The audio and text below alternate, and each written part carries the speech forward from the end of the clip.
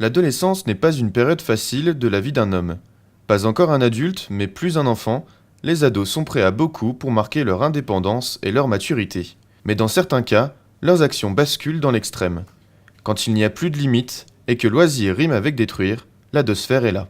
Alors, l'adolescence est un moment très spécifique de la vie, très riche, mais également qui peut mettre en difficulté les ressources personnelles des jeunes, qui sont être mises à l'épreuve.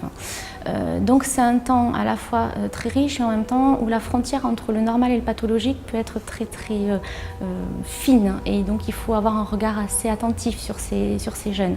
C'est un temps des premières expériences, des prises de risques qui sont à la fois normales, nécessaires, mais parfois aussi dangereuses et pathologiques.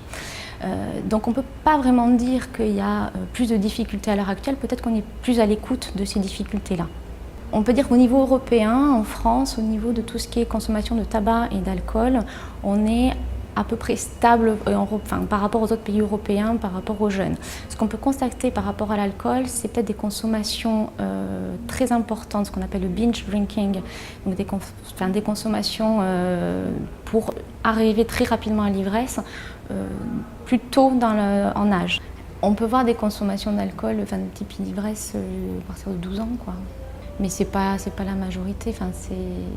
Voilà. Par contre, c'est vrai qu'on voit de plus en plus moins de 15 ans, où ils ont déjà tenté ou déjà eu leur première expérience avec l'alcool, chez les moins de 15 ans. Par contre, au niveau tabac, donc c'est stable. Au niveau drogue, les consommations de cannabis est assez importante en France chez les jeunes.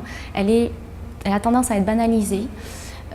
Ce qui est important quand on rencontre un jeune qui consomme du cannabis, ce n'est pas d'être dans le jugement, c'est de comprendre un petit peu comment il consomme sa substance. Puisque beaucoup de jeunes consomment du cannabis, ça ne veut pas forcément dire que l'on va mal quand on consomme du cannabis, mais beaucoup de jeunes qui vont mal en fument. De nouveaux outils sont à la disposition des jeunes depuis maintenant quelques années.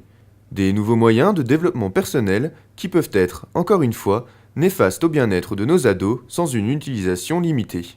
Alors effectivement, on est depuis 10 ans, on est quand même confronté à l'explosion de tout ce qui est Internet, les jeux vidéo, mais aussi le téléphone portable.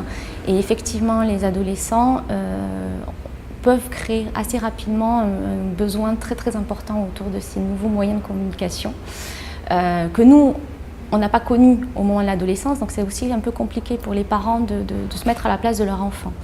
C'est pas négatif, les jeux vidéo, Internet, c'est plutôt un bel outil technologique, on l'utilise tous au quotidien et c'est plutôt de très beaux outils. Ce qui est compliqué à l'adolescence, c'est qu'on est dans un temps très important de développement physique, psychique et de maturation cérébrale. Et que si le jeune ne fait que ça de sa journée, il n'exploite pas toutes les autres sphères que son cerveau pourrait lui offrir.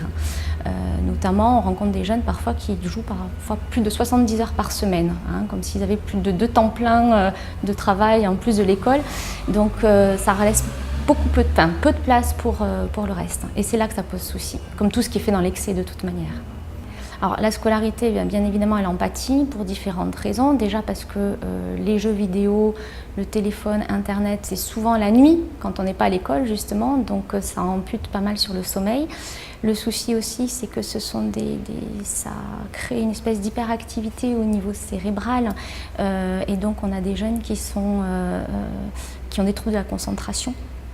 Donc trouble du sommeil, trouble de la concentration, tout ça c'est pas idéal pour l'école, avec parfois à l'école un petit peu de nervosité, d'agressivité même parfois. Alors bien évidemment, on est quand même moins disponible quand on est alcoolisé ou quand on est sous l'effet de substances toxiques. C'est très important là encore d'aller voir dans quelle mesure le jeune s'intoxique. Est-ce que c'est parfois, certains jeunes prennent des substances parce qu'il y a une dépression sous-jacente et ils sont dans une sorte d'automédication pour supporter le quotidien. Et dans ces cas-là, ces jeunes-là, il est très important de les prendre en charge et puis d'essayer de traiter la souffrance qui est à la base. Une réaction ?